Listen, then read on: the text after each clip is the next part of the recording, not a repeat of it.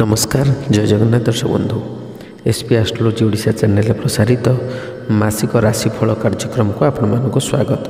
दर्शक बंधु आज आम आलोचना करवा फेब्रुआरी 2025 रे केमिति रहिबो राशिचक्र द्वितीय राशि वृष राशि व्यक्तिविशेष मानकर शुभाशुभ राशिफल विषय विस्तृत भाव आलोचना करवा प्रतिकार सहित आलोचना करवा किंतु ता पूर्व आपण मानक एक अनुरोध जदि आपण मैंने आम चैनल को प्रथम थर कर आसी था तेज भिडियोटी को लाइक करूँ शेयर करूँ और चैनल को सब्सक्राइब कर पाखे बेल आइकन को प्रेस करूँ। दर्शक बंधु आ विलम्ब करवानी आरंभ करवा आज आलोचना चक्र जे फेब्रुआरी मसरे केमिति रहिबो वृष राशि व्यक्तिविशेष मानक पई शुभाशुभ राशिफल विषय। वृष राशि जार अधिपति ग्रह होउचंती शुक्र यार शुभ बार बुधवार शुक्रवार घातवार शनिवार शुभ संख्या 4 5 8 शुभ रंग धूसर सबुज नील। दर्शक बंधु ए वृष राशि व्यक्तिविशेष मानक पई कौन रहिबो फेब्रुआरी रे गोचरीय ग्रह स्थिति। वृष राशि बृहस्पति कर्कट राशि मंगल वक्री अवस्था कन्या राशि केतु धनु राशि बुध कुंभ राशि शुक्र शनि एवं मीन राशि राहु अधिष्ठान करुछंती।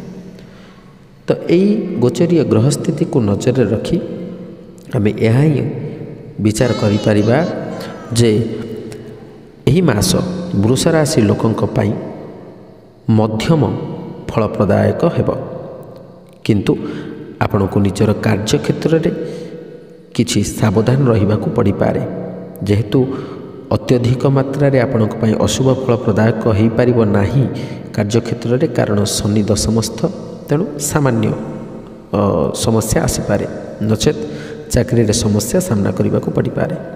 प्रतियोगिता परीक्षा पई प्रस्तुत होउथुवा विद्यार्थींकर आपणकर परिश्रम उचित फल देव और आपण कौनसी विशेष प्रतियोगिता परीक्षा रे सफल हो पारंती।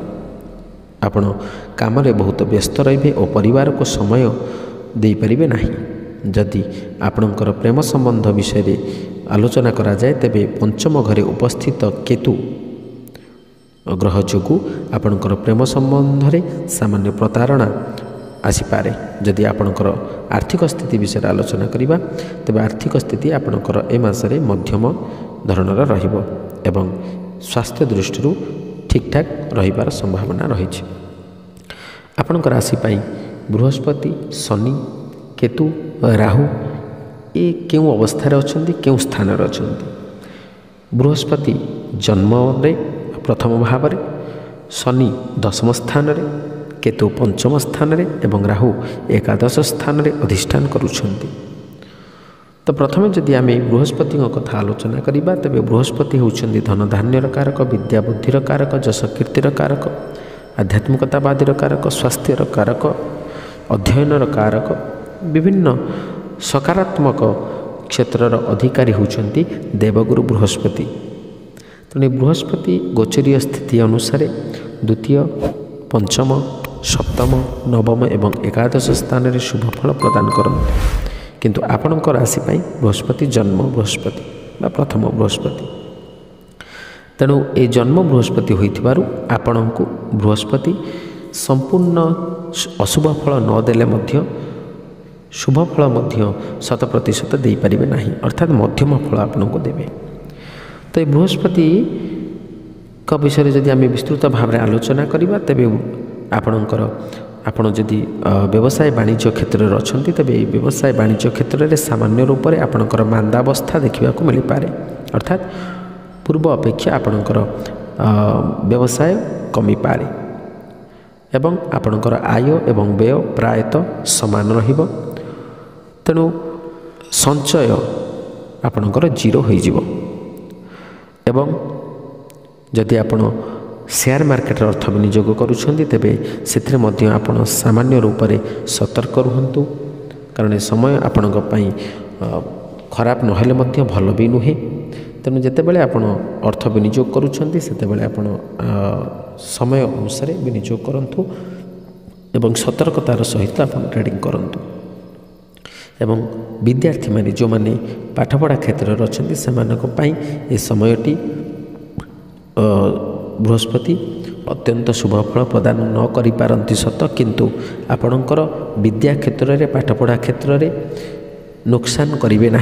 आपण जी परिश्रम करेंगे परिश्रम अनुसार आपण फल प्राप्ति करेंगे किंतु पाठपढ़ा क्षेत्र आपण सामान्य भाव में मन फेराई आनी पारंती बा अनाग्रह प्रकाश करि पारंती। पाठपढ़ारे मन न लगी पारे अन्य क्षेत्र में मनोनिवेश करेंगे पाठपढ़ा क्षेत्र मन निवृत्त करने को सब बेले आपणकर इच्छा हो किंतु ताहा न करी आपण जदि निरंतर भाव में पाठपढ़ारे मनोनिवेश करेंगे तेरे निश्चित भाव में अत्यंत शुभ फल प्राप्त करेंगे। एवं जो मैंने आध्यात्मिक क्षेत्र में अच्छा से मासटी सामान्य रूप से आध्यात्मिकता क्षेत्र मन निवृत्ति हो पारे बा अनाग्रह प्रकाश करि पारंती एवं आपणकर जश कीर्ति सामान्य भाव में अवनति हो पारे एवं स्वास्थ्य दृष्टि विशेष भाव में समस्या नहेले सामान्य समस्या आपन को देखा दे पारे। द्वितीय जदि आम शनि कथा आलोचना करवा तेरे शनि आपण राशि दशम स्थान में शनि होचंदी सत्यर देवता न्यायर देवता कर्मर देवता तेणु शनि गोचरीय स्थिति हिसाब से तृतीय षष्ठ दशम एवं एकादश स्थान में शुभ फल प्रदान करिथांती। जेहेतु आपणकर शनि दशम स्थान में तेरे निश्चित भाव में आपन को शुभ फल प्रदान करेंगे। दशम भाव आम साधारण भाव में कर्मर विचार करिथांती। दशम भाव हूँ कर्मर भाव तेणु कर्म स्थान में कर्म भाव में आपणकर कर्मदाता शनि अधिष्ठान करुछंती माने निश्चित भाव में आपणकर कर्म प्राप्ति हेबो जदि आपण नूतन कर्म प्राप्ति निमंते आवेदन करुछंती। तेणु आपण चेष्टा करंतु प्रचेष्टा करंतु निश्चित भाव में आपण कर्म प्राप्ति करेंगे। जदि आपण कर्म क्षेत्र में अछंती तेबे मध्य आपणकर कार्य दक्षता अनुसार आपणकर कर्म क्षेत्र में उन्नति घटिबो किंतु असाधु व्यक्ति मानक ठारू सामान्य दूरता अवलंबन करंतु एवं असत उपाय को त्याग करंतु। यदि आपण असत उपाय अछंती कुमार्ग रे अछंती तेबे शनि आपण को कौनसी प्रकार शुभ फल प्रदान करिबो नाही कारण शनि होचंती सत्यर देवता न्यायर देवता। जदि आपण न्याय मार्ग रे अछंती सत मार्ग रे अछंती तेबे निश्चित भाव में शनि आपण को राजा कराई पारे।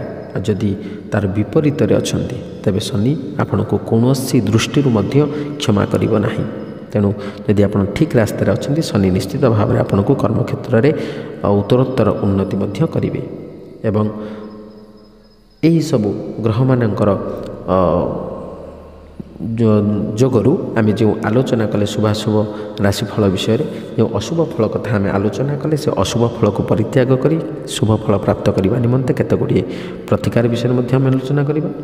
तो प्रतिकार गुड़िक हूँ शुक्रवार दिन श्री लक्ष्मी नारायणकर पूजा अर्चना करने उचित एवं माँ कमला को आराधना करंतु दर्शन करंतु किंबा विष्णु सहस्र नाम पाठ करंतु विष्णु को आराधना करंतु एवं बलदेव दर्शन करंतु एवं आपण प्रत्येक दिन 108 थर ओं दुर्गाई नमः ए मंत्र को मध्य जप करें किंबा ओं ब्रूम बृहस्पतये नमः ए मंत्र को मध्य जप करें। यह कले आपंकर निश्चित भाव में मंगल हम।